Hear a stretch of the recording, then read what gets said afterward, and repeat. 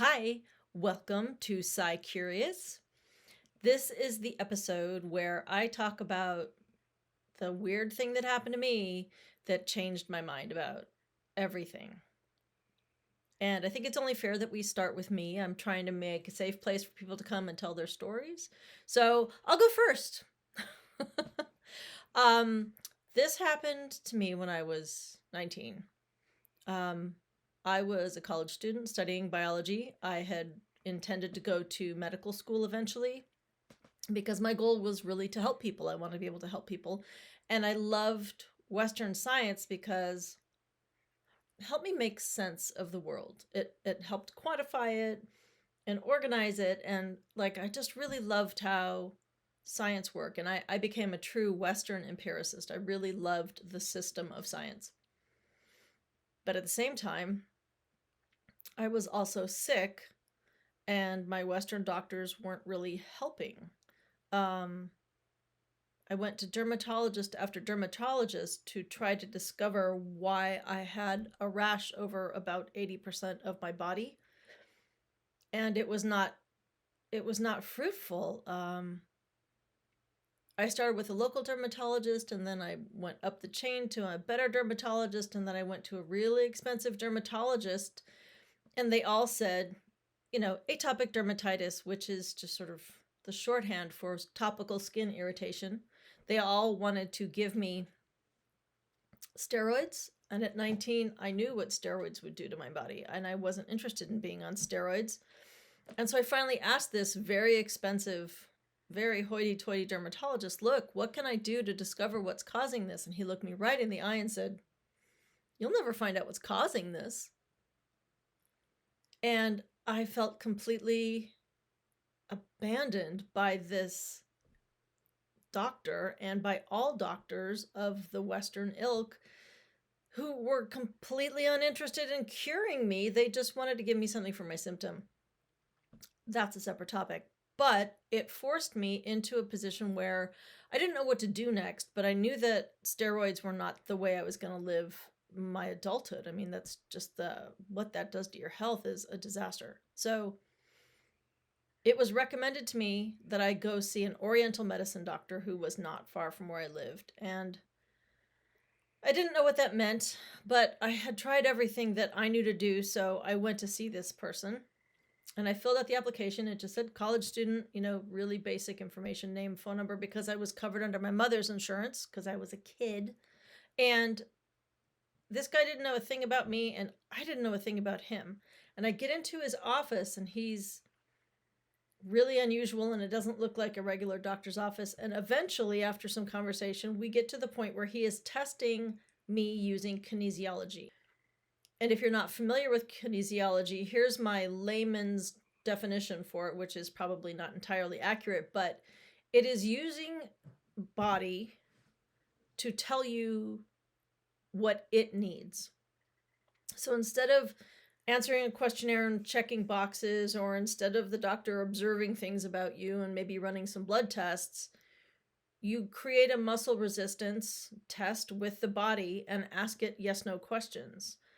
And the body will tell you what it needs. And it makes sense from this side of it because your body knows if you're allergic to bees and you get stung by a bee, it knows what it's going to do. Your body knows if you take in a poison that it's poison, and it knows what to do. So we have a lot of body wisdom, but we think that all of our wisdom is in our mind.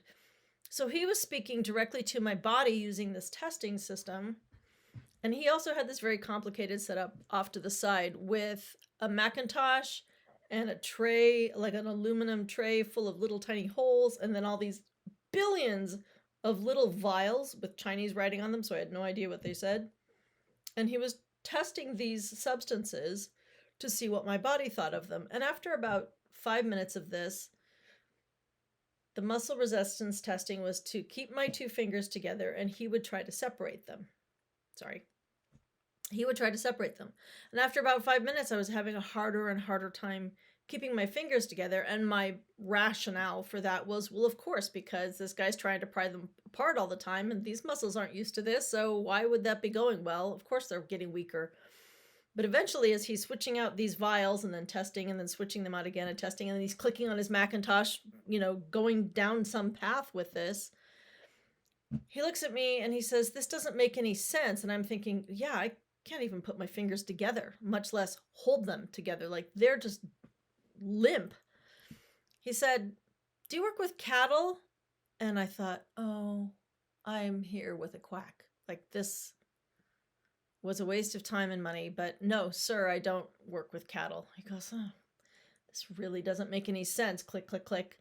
"Well, have you been spelunking lately? Like, have you been in any bat caves?" And I'm like, dude, I'm a college student. No, I have not been in any bat caves.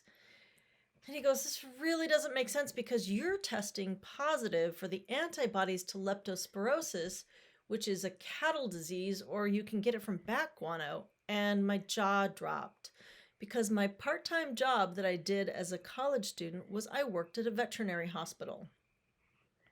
And leptospirosis vaccines are one of the things that I prepared. And some of our old school veterinarians were not using the sharps boxes when they would throw away used syringes. They would just toss them in the trash. So I'd pick up the trash bag at the end of the day. It would swing over to my leg and I would get stabbed in the leg with whatever vaccination needle they had thrown in the garbage instead of into the sharps. So suddenly this guy who knows nothing about me, he surely doesn't know where I work. He doesn't know anything other than my name and my age and this rash on my body. And he comes up with leptospirosis. And I said, "I work at a vet hospital where I get stuck with leptospirosis needles sometimes." And he's all happy and relieved because, "Ooh, well, this diagnosis makes sense then. I didn't understand it whatsoever." And I'm on the other side of the room going, "Dude, you just blew up my world. All of these empirical things that I believed in, all of this evidence-based science that I'm pursuing, a career I think I'm going to go into, I've just had to throw it all away. And you, with this little weird thing with all the vials and the clicking and the testing with you come up with leptospirosis." And he had 100% credibility with me, and I had 100% like reality crisis.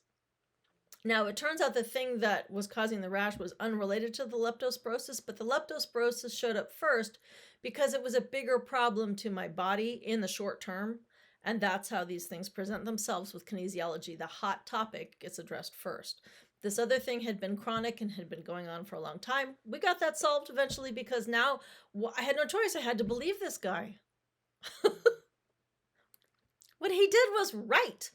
And it was very hard for me. It really created an existential schism between the world I thought I was living in, the world that I thought was real, the world that I depended on to be rational, and the world how it really works, how it really is, how it's really functioning. And it made me just pry open my willingness to onboard things that aren't scientific, that aren't rational, that aren't provable. And it made my life a lot better. not just the diagnosis, but the attitude that we don't have all the answers. Thinking we have all the answers is surely an error in moving forward, because then we're not taking on information that is possibly really useful and more true than what we currently believe. It melted my brain that this little keep your fingers together, and then he would try to pry them apart. Just ridiculous. There is also a way to do kinesiology with like putting your arm out and somebody tries to push it down. But he was just doing this because it was expedient, and we're close up, and he was clicking through things so fast. So if somebody comes to you and says, "We're going to energy test you using kinesiology," please remember the story, because your body has so much innate wisdom about what it's doing that your mind never could have access to. So remember that kinesiology and energy have their own wisdom. Your body has its own wisdom. There is an intelligence that in the Western world, we really don't ascribe to anything other than our minds. So I now use kinesiology in some practices that I'm part of. And even though I've been doing it for decades, there's still that part of me that's like, I think this is stupid. And the rest of me says, oh, I know, mind. I'm so sorry that it doesn't run the way you think it should, but this is really good information that we're getting from this person's body, and it's going to help them heal. So my story, although it's not all that spooky, is about being completely turned around by something that happened to me that was outside of my here and now 3D five senses world. It blew up my ability to live in that box. I couldn't live in a box that requires everything to be materially explained to be valid. And it gave me the gift of really having my mind open to, I don't have all the answers, and thank goodness. Because if we had to go on everything we know and never did any more learning, we're stuck. So that's my short but sincere story about something that changed my world because it didn't fit. If you have anything that's related to this that you want to add, please comment below or send us a line. I'm sure I would love to talk to you about it. And thank you for visiting us again here at Sci Curious.